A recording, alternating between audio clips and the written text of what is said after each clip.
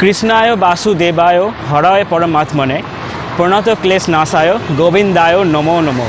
সুপ্রভাত সবাইকে। আমি এখন রয়েছি পার্ক স্ট্রিটে। আজকে হচ্ছে 7ই ডিসেম্বর 2025। ব্রিগেডে 5 লক্ষ মানুষের কণ্ঠে একসাথে গীতাপাঠ অনুষ্ঠিত হবে, আর সেই ভিডিও থাকছে আপনাদের জন্য। তো চলুন যাই এখন ব্রিগেড প্যারেড গ্রাউন্ডে।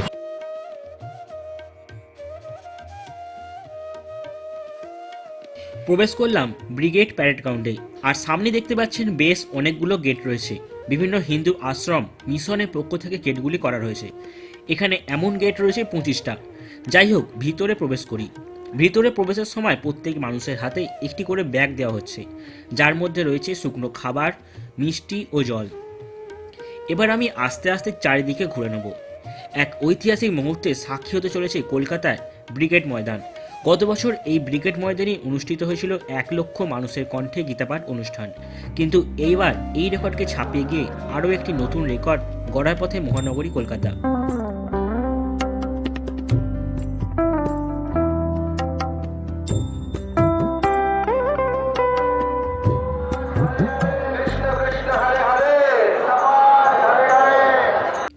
কলকাতার ব্রিগেড ময়দানে 5 লক্ষ মানুষের গীতাপাঠ অনুষ্ঠানের আয়োজন করা হয়েছে।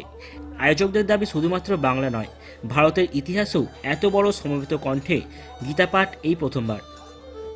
মাঠের একদিকে রয়েছে পার্কিং এরিয়া।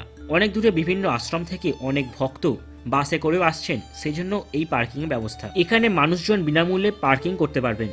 আর এমনিতেও 5 লক্ষ মানুষের কণ্ঠে গীতাপাঠ অনুষ্ঠানে যোগদান করার জন্য কোনো টিকিটের প্রয়োজন নেই। দেখুন কত মানুষ আসছেন এই গীতাপাঠ অনুষ্ঠানে যোগদান করতে।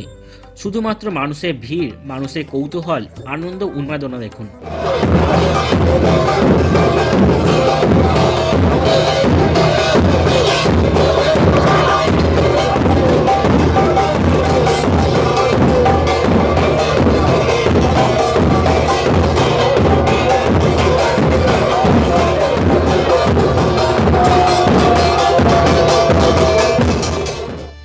যেখানে মানুষজন গীতাপাঠ করবেন সেই জায়গা বাঁশের ব্যারিকেড দিয়ে ঘিরে দেওয়া হয়েছে।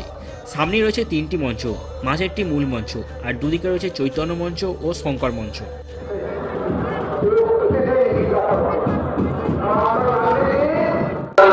এখন বাজে সকাল 10:30। এখনও অনেক মানুষ আসছেন এই গীতাপাঠের অনুষ্ঠানে যোগদান করতে। আর আমি যেখান দিয়ে যাচ্ছি, আমার পাশে এখানে বেশ কিছু ত্রিপল পাতা রয়েছে। এখানে বসেই মানুষজন গীতাপাঠ করতে পারবেন। এই অনুষ্ঠানে যোগদান করার জন্য শুধুমাত্র পশ্চিমবঙ্গ নয়, গোটা ভারতের বিভিন্ন রাজ্য যেমন ওড়িশা, ঝাড়খণ্ড, বিহার, মধ্যপ্রদেশ ও আরও অনেক আশ্রম থেকে মহারাজারা এসছেন। সকাল 8টায় বেদপাঠের মাধ্যমে শুরু হয় এই অনুষ্ঠান। এরপর সকাল 9টায় ধর্মীয় ভক্তিগীতি এবং 9:30 থেকে শুরু হয় প্রবচন। এরপর বেলা 12টা নাগাদ শুরু হয় গীতার 3টি অধ্যায়ের সমবেত পাঠ। রয়েছে ব্রিগেড প্যারেড গ্রাউন্ডে, আর এখানে 5 লক্ষ মানুষের সমবেত কণ্ঠে যে গীতাপাঠ অনুষ্ঠান হবে, এই গীতাপাঠ অনুষ্ঠান সম্পর্কে একটু আমার সাথে যিনি রয়েছেন ওনার কাছ থেকে জেনে নেব এই গীতাপাঠের মূল উদ্দেশ্যটা কি। আজকের এই তৃতীয়া কৃষ্ণপক্ষের তৃতীয়াতে যে অনুষ্ঠানটা আজকে এখানে হচ্ছে 5 লক্ষ মানুষের গীতাপাঠ, এটার মধ্যে একটা বৈশিষ্ট্য এবং সনাতনীদের প্রতি আমাদের বিশেষ আবেদন। সনাতনী ধর্ম, সনাতনী সভ্যতার যে বিলোপের পথে যাচ্ছিল, তার উত্থানের একটা দিক আমরা প্রত্যেকটা হিন্দু ধর্মাবলম্বী এবং সনাতনী ধর্মে বিশ্বাসী তাদের কাছে আমরা আজকে নিয়ে যাচ্ছি। এটাতে এই থেকে মানুষের একটা জাগরণের সম্ভাবনা তৈরি করাই হচ্ছে আমাদের মুখ্য উদ্দেশ্য। আর কিছু বলবেন? আর এই যে আপনি যে বলছিলেন, আমরা যে যুব সমাজ একটা অঙ্কুর আছে, এবং যুব সমাজ ধীরে ধীরে যে বিভিন্ন নেশা এই সমস্ত দিক দিয়ে যে ধ্বংসের দিকে চলে যাচ্ছে, এই সমস্ত যুব সমাজের উদ্দেশ্যে আপনি কি বলতে চান? দেখুন, যুব সমাজ, যুবশক্তি পারে একটা রাষ্ট্রের সমস্ত কিছুর পরিবর্তন ঘটাতে। যুব সমাজই হচ্ছে মূল শক্তি। এই শক্তি দিয়ে শুধু রাষ্ট্রের এই সনাতনী ধর্ম রক্ষার ক্ষেত্রে নয়, শিল্প, সংস্কৃতি, আর্থ, সামাজিক এবং এই যে সার্বভৌমত্ব, সেগুলো সমস্তই নির্ভর করছে যুব সমাজের উপরে। এই যুব সমাজ যদি চেষ্টা যদি করে, আমাদের ভারতবর্ষের আজ যে দৈনন্দিন শুধু মূল হচ্ছে আমার কাছে সনাতন ধর্মের আজ যে বিপদগামী হয়েছে, সে বিপদগামী থেকে সনাতন ধর্মকে রক্ষা করার দায়িত্ব তাদের উপরেই এখন বর্তায়। আমাদের মতো যারা বয়স্করা রয়েছেন, তারা তো আমরা এই প্রচারটাকে বা এই উদ্যমটাকে আমরা সবার কাছে পৌঁছাতে পারবো না। তাই আমার অনুরোধ থাকবে এবং আমি বলবো, ভারতবর্ষের হিমালয় থেকে কন্যাকুমারী পর্যন্ত যুব সমাজের কাছে আমার আবেদন, ওনারা যেন প্রত্যেকেই কাঁধে কাঁধ মিলিয়ে, হাতে হাত মিলিয়ে সনাতনী সভ্যতা, ভারতবর্ষের যে ঐতিহ্য, সেই ঐতিহ্যটাকে বজায় রাখার জন্য এগিয়ে আসার আবেদন রইল। ধন্যবাদ। আপনার নামটা একটু বলে দিন। আমার নাম হচ্ছে অনিল কুমার বশিষ্ঠ।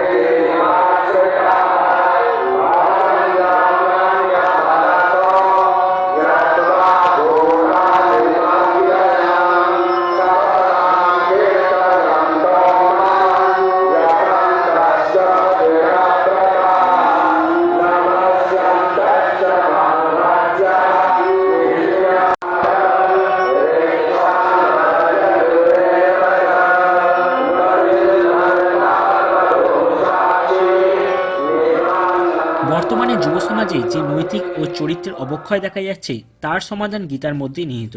গীতা সকলে মুক্তির পথ দেখায়।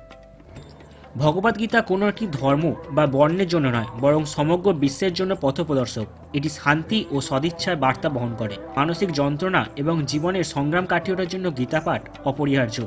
সেই কারণেই এত বিশাল জনতার মধ্যে গীতার গণপাঠ অনুষ্ঠান।